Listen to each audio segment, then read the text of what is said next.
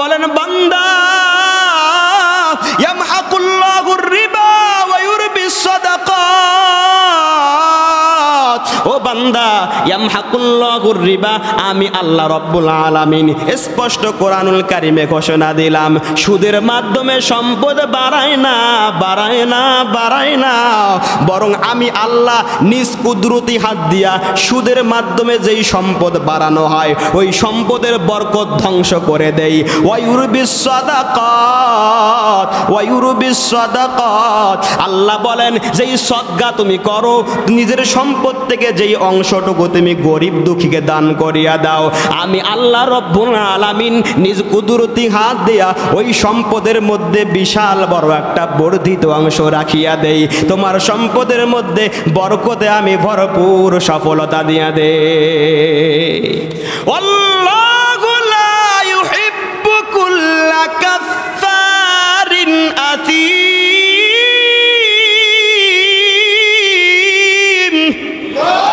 আল্লাহ রব্বুল আলামিন বললেন যে সম্পদ দান কর, সম্পদ দান কর, সম্পদ দান কর, আমি আল্লাহ বরকত দেব, আমি আল্লাহ তোর সম্পদকে পবিত্র করব। আপনি দান করলেন না, এর মানে কি সম্পদের মধ্যে বরকত নাই? আপনি যত বড় ধনী হন, আপনার ওই সব ধনগুলো নাপাক, সব ধনগুলো অপবিত্র, সব টাকা পয়সাগুলো অপবিত্র, সব জায়গা জমি আপনার অপবিত্র। এই অপবিত্র জায়গা জমির কি হবে? অপবিত্র সহায় সম্পত্তির কি হবে? এই অপবিত্র নাপাক বস্তুগুলার কি হবে?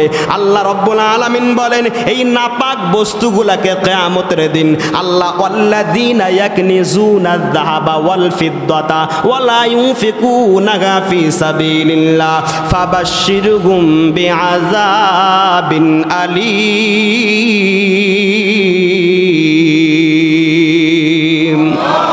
আল্লাহ রব্বুল আলামিন বলেন তোমরা আযাবের দুঃসংবাদ গ্রহণ করো।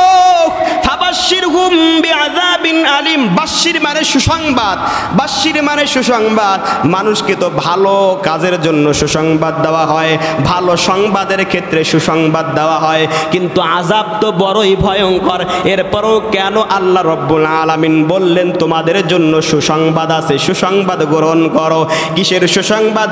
বিআযাবিন আলীম, যন্ত্রণাদায়ক শাস্তির সুসংবাদ গ্রহণ করো। আমরা অনেক সময় বলি কেউ যদি অপরাধ করে, আমরা বলি আজকে বাসায় আসিস, তোর লাইগা বিশাল মজা আছে, আজকে মজা বুঝবি মজা। আসলে কি মার খাওয়া কি মজা নি? কিন্তু তিরস্কার করিয়া তুচ্ছ তাচ্ছিল্য করিয়া বলে বাসায় আজকে আজকে মজা খাওয়া মনে। আল্লাহ বলে কিয়ামতের দিন দাঁড়াস, আমার সামনে দাঁড়াবি, সম্পদ দান করস নাই, যাকাত দান করস নাই, যাকাত ঠিক মতো আদায় করস নাই, ফাবাশশিরহুম বিআযাবিন আলীম। রেডি থাকিস, আমি আল্লাহ তোর জন্য এখনই ঘোষণা দিয়ে রাখলাম। ওই ১৫০০ বছর আগে আল্লাহ রব্বুল আলামিন স্পষ্ট ঘোষণা দিয়ে রাখলেন ফাবাশশিরহুম বিআযাবিন আলীম। যারা তোমরা সম্পদ থেকে নির্ধারিত অংশ গরিব দুঃখীকে দান করো না, যাকাত আদায় করো না, তাদের জন্য আমি রব্বুল আলামিন কঠিন শাস্তির সুসংবাদ দিয়া রাখলাম।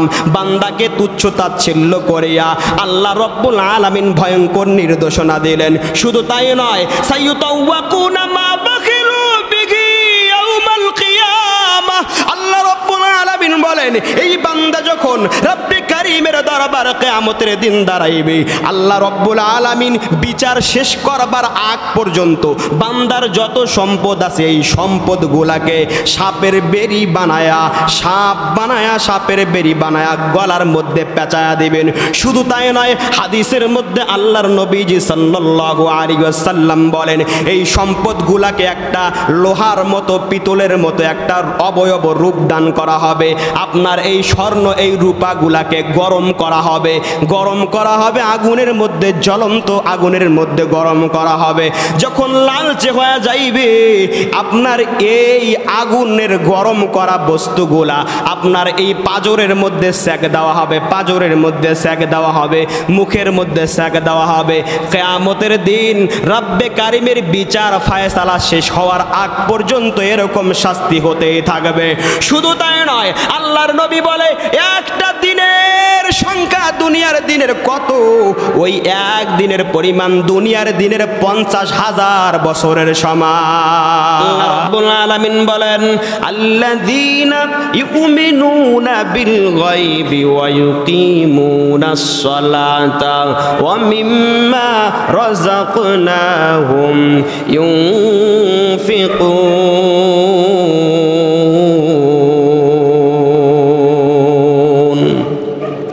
আল্লাহ রব্বুল আলামিন বলেন কোরআনুল কারীমের শুরুতেই আলিফ লাম মিম যালিকাল কিতাবু লা রাইবা ফীহি হুদাল লিল মুত্তাকিন। আল্লাহ মুত্তাকিনের কথা বললেন যে মুত্তাকিনের জন্য এই কোরআনুল কারীম হেদায়েত। যারা মুত্তাকি হয়, মুত্তাকি কাদেরকে বলা হয়? যারা তাকওয়া অবলম্বন করে। তাকওয়া কাকে বলা হয়? আল্লাহর ভীতিকে বলা হয়, খোদা ভীতিকে বলা হয়। এখন কথা হলো মুত্তাকি যারা, তাদের গুণাগুণ কি, তাদের বৈশিষ্ট্য কি? আল্লাহ রাব্বুল আলামিন বললেন মুত্তাকিনদের জন্য কোরআনুল কারীম হেদায়েত, কোরআন পথ প্রদর্শক। মুত্তাকিনকে সঠিক পথে কোরআনুল কারীম পথ প্রদর্শন করাইবে। সব মানুষকে কোরআনুল কারীম পথ প্রদর্শন করায় না, তবে যারা মুত্তাকি হয় ওই মানুষগুলোকে কোরআনুল কারীম পথ প্রদর্শন করায়। এখন আল্লাহ রাব্বুল আলামিন বান্দার প্রশ্নের উত্তর দিয়ে দিলেন যে মুত্তাকিন কারা। আল্লাহ রাব্বুল আলামিন বলেন আল্লাযীনা ইউমিনুনা বিল গায়ব। মুত্তাকিনের এক নাম্বার বৈশিষ্ট্য, মুত্তাকিন আল্লাহকে দেখে নাই, না দেখেও বিশ্বাস করে। মুত্তাকিনের এক নাম্বার বৈশিষ্ট্য, জান্নাত দেখে নাই, না দেখেও বিশ্বাস। জাহান্নাম দেখে নাই, না দেখেও বিশ্বাস। নবীকে দেখলো না, না দেখার পরও বিশ্বাস। ফেরেশতাকুলকে দেখতে পারে না, দেখাও যায় না, না দেখেও ফেরেশতাগুলোকে বিশ্বাস করে। এই মানুষগুলো ফুলসিরাত ময়দানে মাহশর পরকাল সব বিশ্বাস করে। এছাড়াও বিল গায়ব যত অদৃশ্য বস্তু আছে সব কিছুকে মুত্তাকি বিশ্বাস করে। এটা হলো মুত্তাকিনের এক নাম্বার পরিচয়, এক নাম্বার গুণ, এক নাম্বার বৈশিষ্ট্য। মুত্তাকিন অদৃশ্য যত আল্লাহ রাব্বুল আলামিনের নির্ধারিত বিষয়বস্তু আছে সব কিছু মনে দিলে প্রাণে বিশ্বাস করে নাই। কোনো কিছুর প্রতি ন্যূনতম সন্দেহ পোষণ করে না, ন্যূনতম সংশয় পোষণ করে না।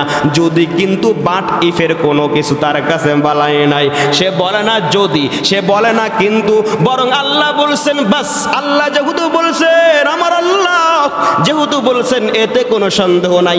মুত্তাকিন এক বাক্যে বিশ্বাস করে নাই। আল্লাহ বলেন এক নাম্বার বৈশিষ্ট্য গায়েবের প্রতি মুত্তাকি ঈমান আনবে। দুই নাম্বার বৈশিষ্ট্য মুত্তাকির ওয়া ইউকিমুনাস সালাহ।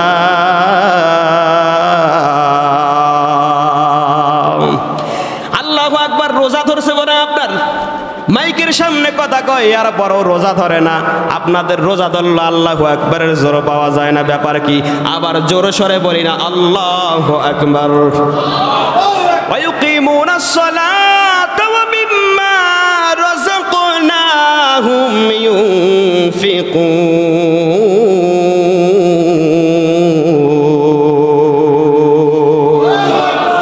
মুসলমান ভাইরা আমার, আল্লাহ রাব্বুল আলামিন এক নাম্বার বৈশিষ্ট্য জানাই দিলেন গায়েবের প্রতি মুত্তাকিনের ঈমান। দুই নাম্বার বৈশিষ্ট্য ওয়া ইউকিমুনাস সালাহ। মুত্তাকিন নামাজ কায়েম করবে, নামাজ প্রতিষ্ঠা করবে, নিজে নামাজ পড়বে। রাষ্ট্রের যেই সমস্ত মানুষগুলো নামাজ পড়ে না তাদেরকেও নামাজের তাকাজা দিবে, তাদেরকে নামাজের জন্য বাধ্য করাবে। নামাজের সময় হয় মসজিদের সামনে আয়েশা যদি ঢোল তবলা বাজাও, না না না এটা তোমার কাজ না। মসজিদের সামনে এসে চিল্লা চিল্লি করবা না, এটা বাধা দিতে হবে। মুত্তাকিন নিজেও নামাজ পড়বে, আরেকজন কেমনে নামাজি হয় সেই ফিকিরটাও করবে। দুই নাম্বার বৈশিষ্ট্য ইউকিমুনাস সালাহ। মুত্তাকি নামাজ প্রতিষ্ঠা করবে।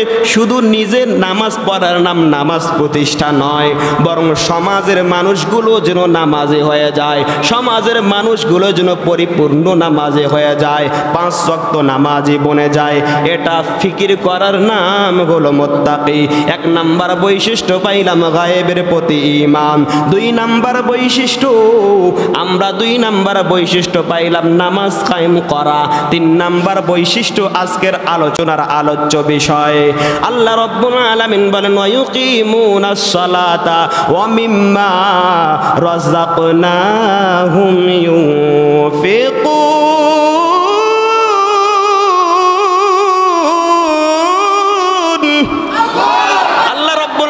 বলেন মুত্তাকিনের 1 নাম্বার বৈশিষ্ট্য, 2 নাম্বার বৈশিষ্ট্য হলো 3 নাম্বার যেই বৈশিষ্ট্য, সেই বৈশিষ্ট্য হলো ওই যে বলছিলাম লাং তানালুল বিররা হাত্তা তুনফিকু মিম্মা তুহিব্বুন। মুত্তাকিন পছন্দের জিনিসটা আল্লাহর রাস্তায় দান করবে। আল্লাহ রাব্বুল আলামিন বলেন ওয়া ইউকিমুনাস সালাতা ওয়া মিম্মা রাযাকনাহুম ইউনফিকুন। মুত্তাকিন নিজের পছন্দের আল্লাহ রাব্বুল আলামিনের দেওয়া যেই দান, যেই সম্পদ, যেই ধন সম্পদ, এটা রাব্বে কারীমের রাস্তায় দান করবি। 3টা বৈশিষ্ট্য পাওয়া গেল, আরো অনেক বৈশিষ্ট্য আছে, এই মাত্র 3টা বৈশিষ্ট্যের কথাই আয়াতের মধ্যে বলা হলো। এখন কথা হলো নিজের ধন সম্পদ আল্লাহ রাস্তায় দান করা, এটা তো 4টিখানি কথা নয়। মানুষের কাছে অর্থ অনেক প্রিয়, অনেক প্রিয়। দেখা যায় এই অর্থের কারণে, এই টাকার কারণে, ধন সম্পদের লোভে পড়িয়া স্ত্রী স্বামীকে পর্যন্ত তালাক দিয়া দেয়, আরেক বেটার লগে ভাইগা যায় কি যায় না। সম্পদের বড়ই লোভ, বড়ই লোভ, বড়ই লোভ।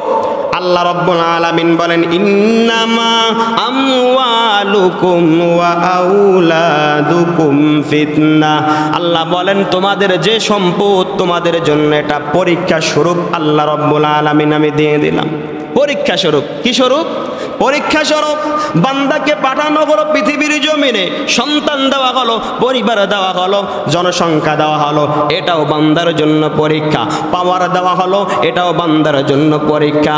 আল্লাহ বলেন ইন্নামা আমওয়ালুকুম ওয়া আওলাদুকুম ফিতনা। সন্তান দিলাম, এটাও পরীক্ষা। টাকা দিলাম, এটাও পরীক্ষা। পাওয়ার দিলাম, এটাও পরীক্ষা। এত ধন সম্পদ যখন যাকাতের কথা বলা হয়, দিলের মধ্যে তোমার বড়ই আঘাত লাগে। মনে মনে বলো ভাই, এত কষ্ট করে ইনকাম করলাম, পরিশ্রম করিয়া আমি টাকা কামাইলাম, মাথার গাম পায়ে জড়ায়া জড়ায়া কত কষ্ট ক্লেশ করিয়া, রাত নাই দিন নাই অনেক কষ্ট করিয়া আমি টাকা কামাইলাম, আমার নিজের টাকা কেন আমি গরিবকে দেব? আল্লাহ বলেন না না না, ওয়ালা ইয়াহসাবান্নাল্লাযীনা ইয়াবখালুনা বিমা আতাহুমুল্লাহু মিন ফাদলিহি হুয়া খায়রাল লাহুম বাল হুয়া শাররুল লাহুম সাইয়ুতাওয়াকুনা মা বাখিলু বিহি ইয়াওমাল কিয়ামাহ ওয়ালিল্লাহি মিরাসুস সামাওয়াতি ওয়াল আরদ ওয়াল্লাহু বিমা তা'মালুনা খাবীর।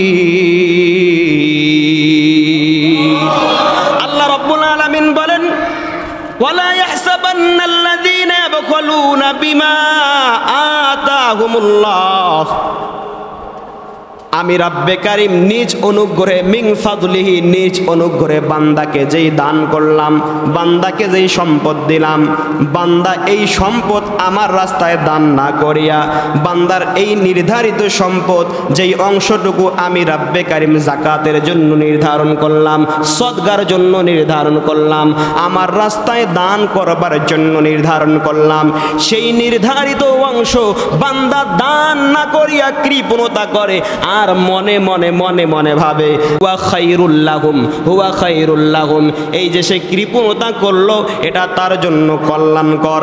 আল্লাহ বলে না না না, বান্দা তুমি মনে করছো তুমি আমার রাস্তায় দান না করিয়া তোমার টাকা বেঁচে গেছে, অর্থ বেঁচে গেছে, বাঁচে নাই, বাঁচে নাই, বরং বাল হুয়া শাররুল লাহুম, এটা তোমার জন্য বড়ই অকল্যাণকর, এটা তোমার জন্য বড়ই খারাপই, এটা তোমার জন্য বড়ই দুর্ভাগ্যের কারণ হয়ে দাঁড়াইবে।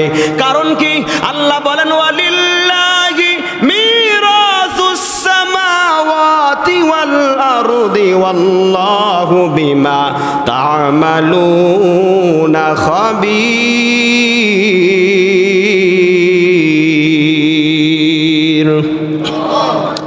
ওয়ালিল্লাহি মিরাসুস সামাওয়াত, আল্লাহ বলেন আসমান এবং জমিনের মধ্যে যত কিছু তোমরা দেখতে পাও সব কিছুর মেরাজ, সব কিছুর উত্তরাধিকার আমি আল্লাহ।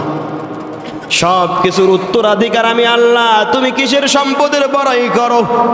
কেন বলো এটা আমার, এটা আমার, এটা আমার বাবার, এটা আমার সন্তানের, এটা আমার চাচার, এটা আমার ভাতিজার, এটা আমার বংশের, এটা আমার সমাজের, সব আমার আমার করো?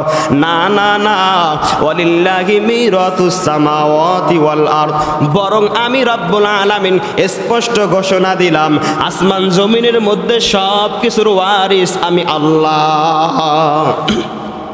ওয়াল্লাহু বিমা তা'মালুনা খাবীর। যারা নাকি তোমরা আমি আল্লাহর রাস্তায় নির্ধারিত অংশ থেকে দান না করিয়া, যাকাত না দিয়া ধারণা করো যে এটা তোমার জন্য কল্যাণকর, ও ভাই তুমি মনে মনে ধারণা করছো আর ভাবছো বুঝে আল্লাহ বোঝে নাই।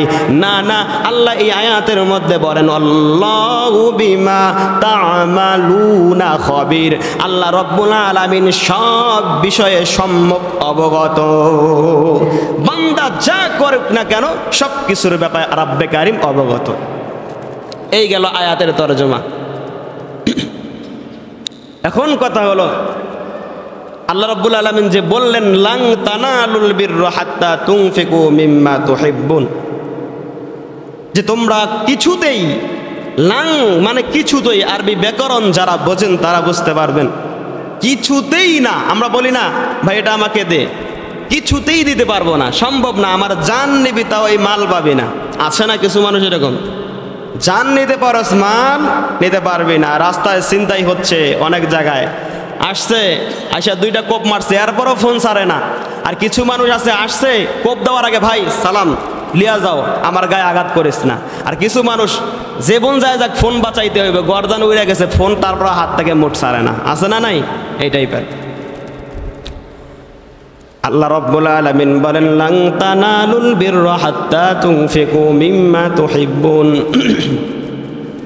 তোমরা কিছুতেই কল্যাণ অর্জন করতে পারবে না যতক্ষণ না তোমাদের প্রিয় বস্তু আমার রাস্তায় খরচ করো, আমার রাস্তায় বিলিয়ে দাও।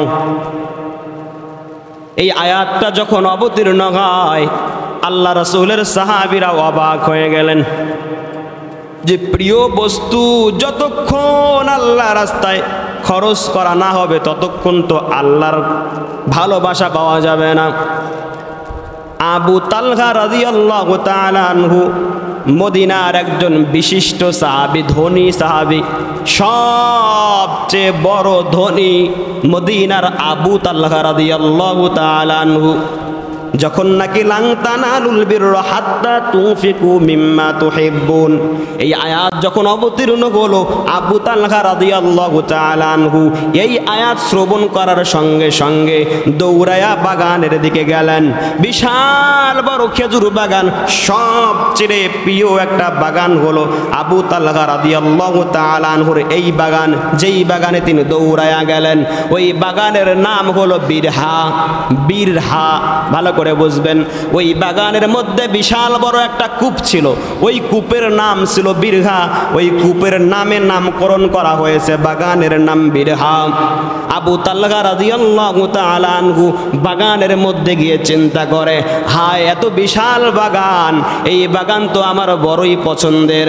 যত সম্পদ আছে সব সম্পদের চেয়ে এই বাগান আমার পছন্দের সম্পদ। এমনকি আল্লাহর নবী সাল্লাল্লাহু আলাইহি ওয়াসাল্লাম মাঝে মধ্যে ওই আবু তালহার বিরহা নামক বাগানে গিয়া ওই বিরহা নামক কূপ থেকে পানি পান করতেন। ওই পানির বড়ই স্বাদ ছিল, বড়ই মিষ্টতা ছিল।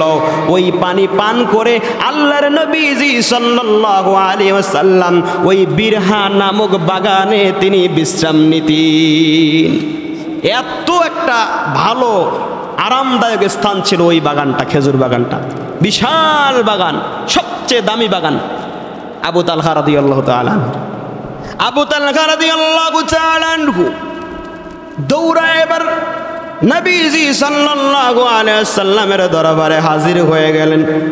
ইয়া রাসূলুল্লাহ, ইয়া হাবিবাল্লাহ, কোরআনুল কারীমের মধ্যে আল্লাহ তো স্পষ্ট জানাই দিলেন যে কিছুতেই আমরা কল্যাণ অর্জন করতে পারবো না যতক্ষণ না নিজের প্রিয় বস্তু আল্লাহ রাস্তায় দান করে দেই।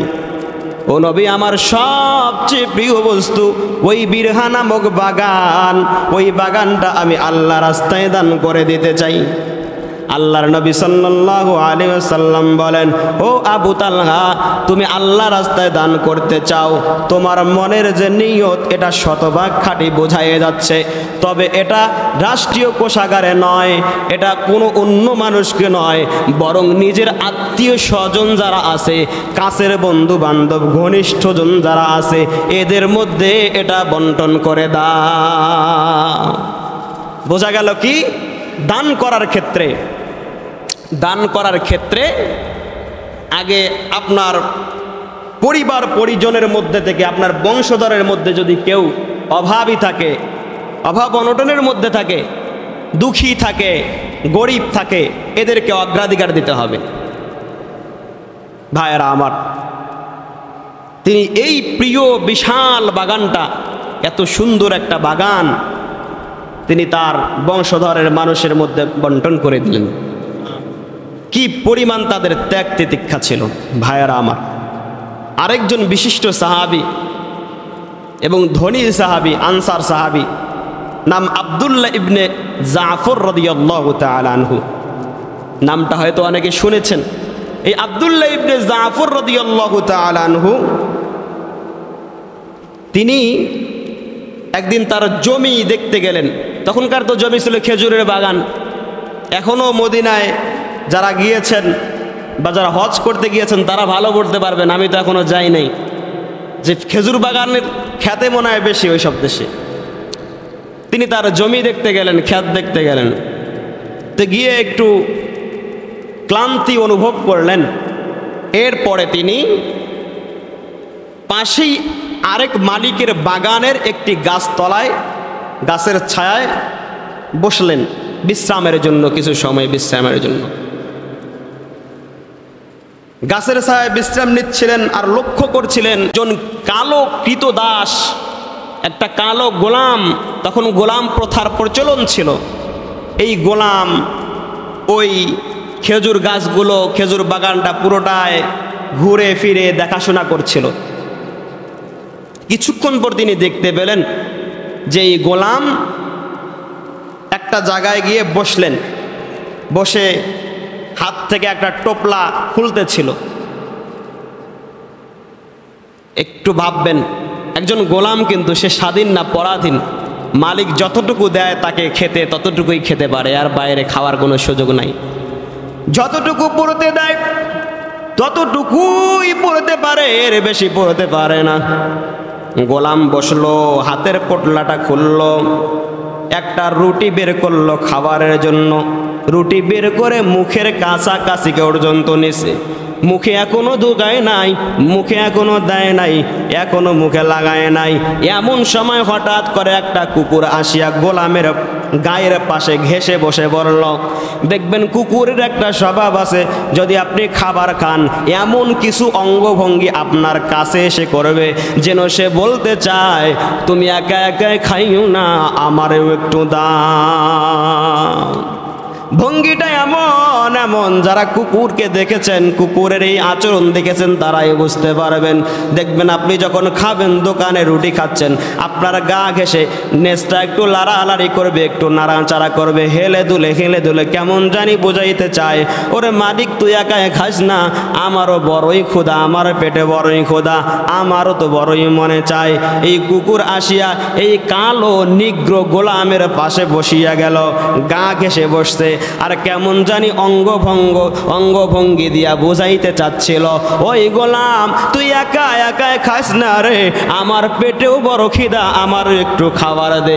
গোলাম দেরি করল না, কুকুরের এই অবস্থা দেখিয়া সঙ্গে সঙ্গে মুখের কাছাকাছি নেওয়া লোকমার এই রুটিটা কুকুরকে দিয়া দিল। ও ভাই আমার, একটুখানি কল্পনা করবেন, একজন গোলাম, আজকে আমরা স্বাধীন, টাকার অভাব নাই, পড়ার অভাব নাই, খাওয়ার অভাব নাই, সমাজের মধ্যে এখন এমন কোনো মানুষ পাওয়াই যাবে না যে 3 বেলা না খেয়ে থাকে বা কোনো এক বেলা অভাবের কারণে না খেয়ে থাকে। এরকম মানুষও আছে, যদিও সে অভাবের কারণে তার ঘরে খাবার নাই, কিন্তু চেয়ে খুঁজে হলেও সে খেতে পারে, অভাব নাই। ভাইয়েরা আমার, এই গোলাম যখন প্রথম রুটিটা দিয়ে দিল, দেওয়ার সঙ্গে সঙ্গে এই কুকুর খেয়ে ফেললো।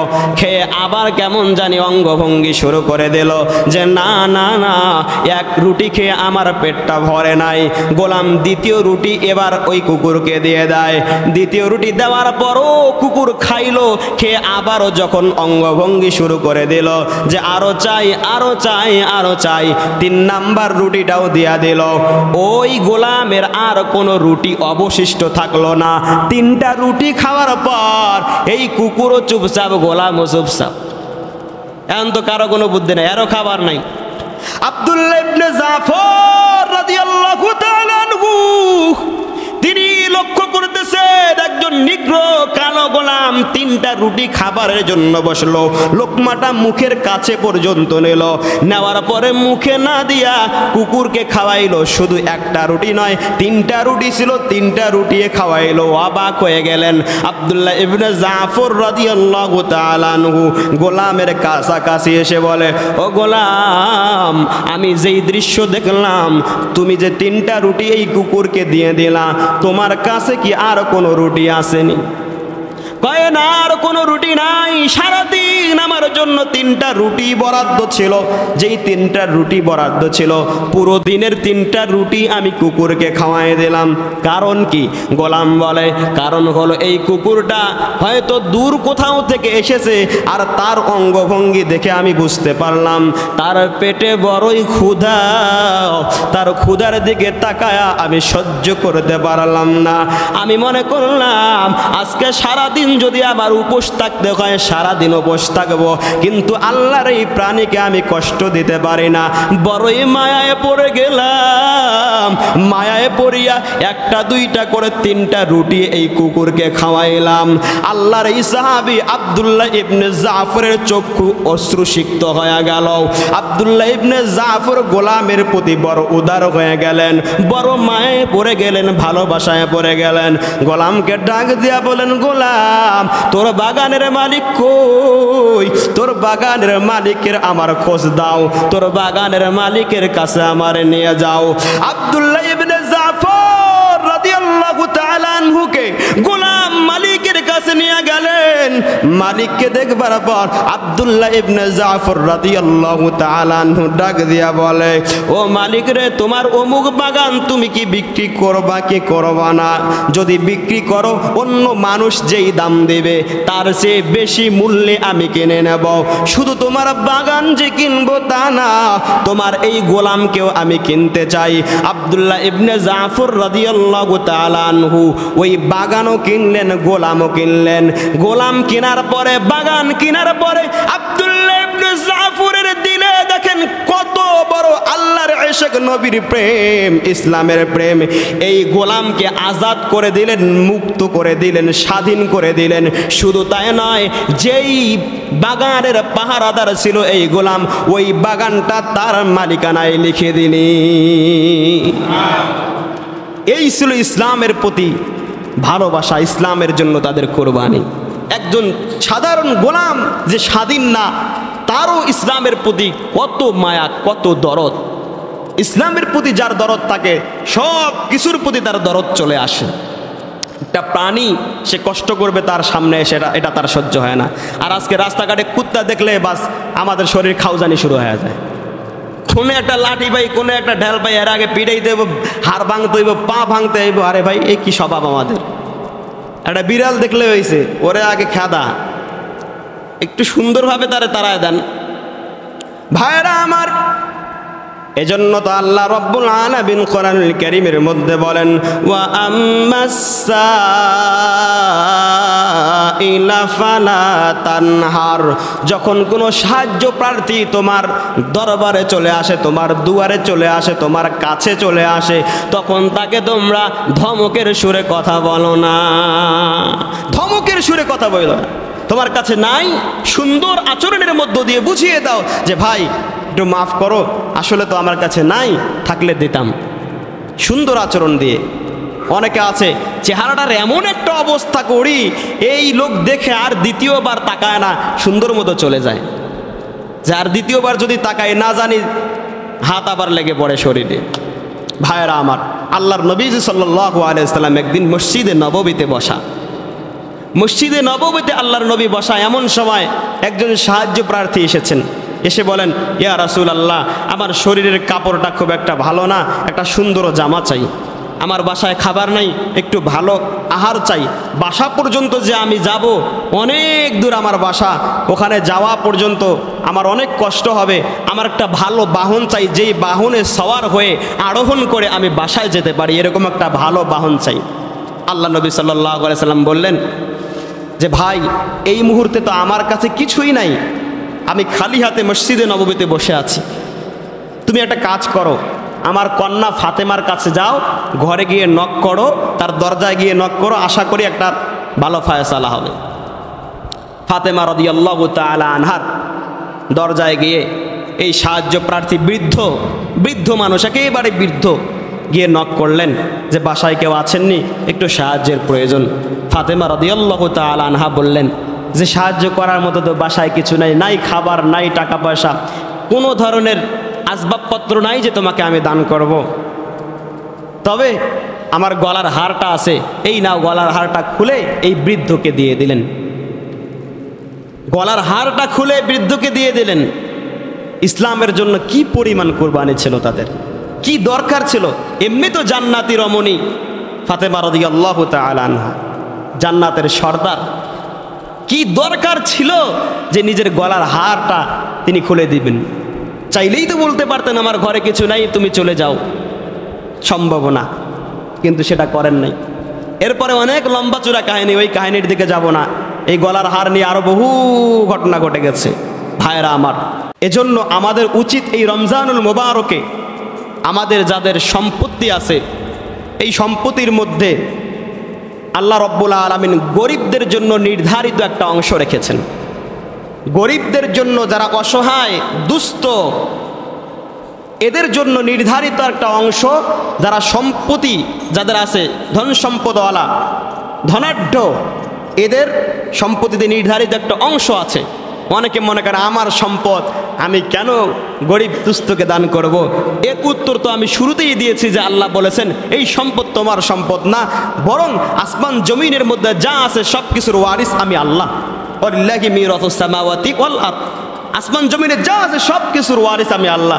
সুতরাং সম্পদের বড়াই করো না, তোমাকে যেটা আমি দান করেছি আমি আল্লাহ, ওখান থেকে নির্ধারিত অংশ তুমি গরিবদেরকে দান করো।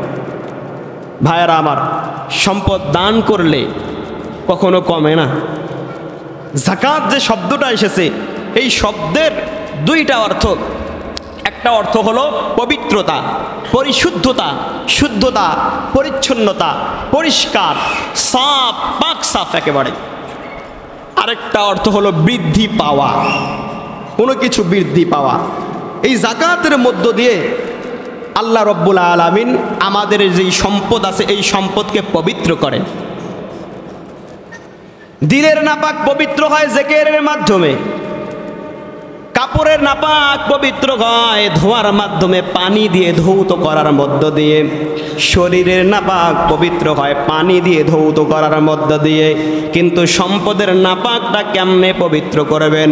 সম্পদের নাপাকি পবিত্র করবার আল্লাহ রব্বুল আলামিন সুন্দর একটা টেকনিক শেখায় দিলেন। আল্লাহ বললেন, খুজমিন আমওয়ালিহিম সাদাকাতান তুতাহহিরুহুম ওয়া তুযাক্কিহিম বিহা ওয়া সাল্লি আলাইহিম ইন্না সালাতাকা সাকানুল লাহুম। আল্লাহ বললেন, হে নবী, খুজমিন আমওয়ালিহিম, যারা সম্পদওয়ালা, টাকার অভাব নাই, জায়গার অভাব নাই, সম্পদের অভাব নাই, তারা যেন তাদের সম্পদ থেকে নির্ধারিত অংশ আমি আল্লাহ রাস্তায় দান করে। এর মধ্য দিয়ে কি হবে?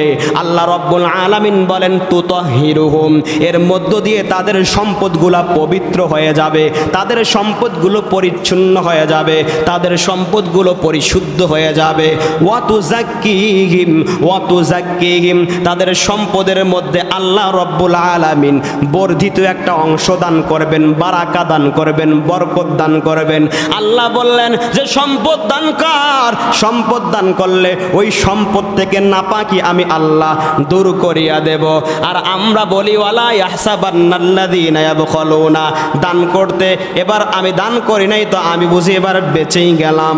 আল্লাহ বলেন না বান্দা না, এমন বড় বিপদ আসবে আমি হয়তো তোমার ওই সম্পদের মধ্যে গরিবের জন্য 10,000 টাকা নির্ধারিত অংশ রেখেছিলাম, হয়তো তোমার ওই সম্পদের মধ্যে আমি গরিবের জন্য 50,000 টাকা নির্ধারিত অংশ রেখেছিলাম, তুমি 50,000 টাকার যাকাত দাও নাই, আর মনে মনে ভাবছো বাঁচিয়া গেলাম, 50,000 টাকা আমার বাঁচিয়া গেল। আল্লাহ বলেন এমন বড় বিপদ দেব যেই বিপদে 50 লক্ষ টাকা খরচ করিয়াও কোনো উপায় থাকবে না। 50 লক্ষ টাকা খরচ করবার পরও তুমি ওই বিপদ থেকে উদ্ধার হওয়ার জন্য কোনো সুযোগ থাকবে না। আল্লাহ বলেন বান্দা ইয়ামহাকুল্লাহুর রিবা ওয়া ইউরবিস সাদাকাত, ও বান্দা ইয়ামহাকুল্লাহুর রিবা, আমি আল্লাহ রব্বুল আলামিন স্পষ্ট কোরআনুল কারিমে ঘোষণা দিলাম সুদের মাধ্যমে সম্পদ বাড়ায় না, বাড়ায় না, বাড়ায় না, বরং আমি আল্লাহ নিজ কুদরতি হাত দিয়া সুদের মাধ্যমে যেই সম্পদ বাড়ানো হয় ওই সম্পদের বরকত ধ্বংস করে দেই। ওয়া ইউরবিস সাদাকাত, ওয়া ইউরবিস সাদাকাত, আল্লাহ বলেন যেই সদকা তুমি করো, নিজের সম্পদ থেকে যেই অংশটুকু তুমি গরিব দুঃখীকে দান করিয়া দাও, আমি আল্লাহ রব্বুল আলামিন নিজ কুদরতি হাত দিয়া ওই সম্পদের মধ্যে বিশাল বড় একটা বর্ধিত অংশ রাখিয়া দেই, তোমার সম্পদের মধ্যে বরকতে আমি ভরপুর সফলতা দিয়া দেই। আল্লাহু লা ইউহিব্বু কুল্লা কাফফারিন আথীম।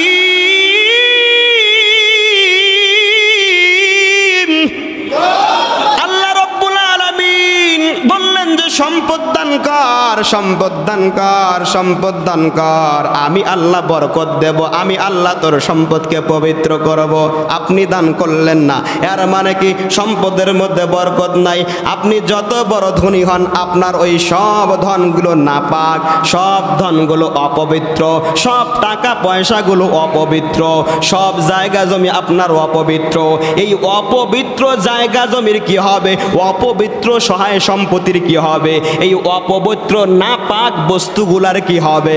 আল্লাহ রব্বুল আলামিন বলেন এই নাপাক বস্তুগুলাকে কিয়ামতের দিন আল্লাহ ওয়াল্লাযীনা ইয়াকনিজুনায যাহাবা ওয়াল ফিদ্দাতা ওয়া লা ইউনফিকুনাহা ফি সাবিলিল্লাহ ফাবাশশিরহুম বিআযাবিন আলীম।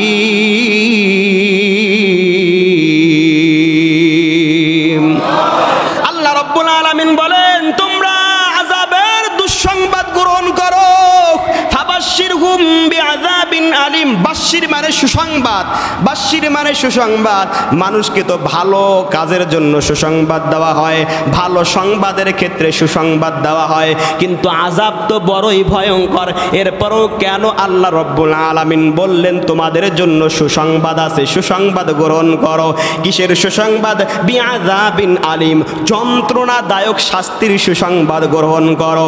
আমরা অনেক সময় বলি কেউ যদি অপরাধ করে আমরা বলি আজকে বাসায় আসিস তোর লাইগা বিশাল মজা আছে, আজকে মজা বুঝবি মজা। আসলে কি মার খাওয়া কি মজা নি? কিন্তু তিরস্কার করিয়া তুচ্ছ তাচ্ছিল্য করিয়া বলে বাসায় আজকে আজকে মজা খাওয়া মনে।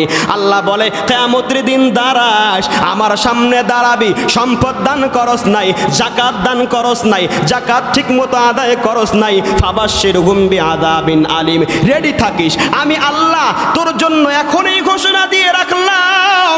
ওই ১৫০০ বছর আগে আল্লাহ রব্বুল আলামিন স্পষ্ট ঘোষণা দিয়ে রাখলেন ফাবাশশিরহুম বিআযাবিন আলীম। যারা তোমরা সম্পদ থেকে নির্ধারিত অংশ গরিব দুঃখীকে দান করো না, যাকাত আদায় করো না, তাদের জন্য আমি রব্বুল আলামিন কঠিন শাস্তির সুসংবাদ দিয়া রাখলাম। বান্দাকে তুচ্ছ তাচ্ছিল্য করিয়া আল্লাহ রব্বুল আলামিন ভয়ঙ্কর নির্দেশনা দিলেন। শুধু তাই নয়, সাইয়ুতাওয়াকুনা মা বাখিলু বিহি ইয়াউমাল কিয়ামাহ। আল্লাহ রব্বুল আলামিন বলেন এই বান্দা যখন রব্বে কারীমের দরবারে এবার কিয়ামতের দিন দাঁড়াইবে। আল্লাহ রব্বুল আলামিন বিচার শেষ করবার আগ পর্যন্ত বান্দার যত সম্পদ আছে এই সম্পদগুলাকে সাপের বেরি বানায়া, সাপের বেরি বানায়া গলার মধ্যে পেঁচায়া দিবেন। শুধু তাই নয়, হাদিসের মধ্যে আল্লাহর নবীজি সাল্লাল্লাহু আলাইহি ওয়াসাল্লাম বলেন এই সম্পদগুলাকে একটা লোহার মতো, পিতলের মতো একটা অবয়ব রূপ দান করা হবে। আপনার এই স্বর্ণ, এই রূপাগুলাকে গরম করা হবে, আগুনের মধ্যে, জ্বলন্ত আগুনের মধ্যে গরম করা হবে।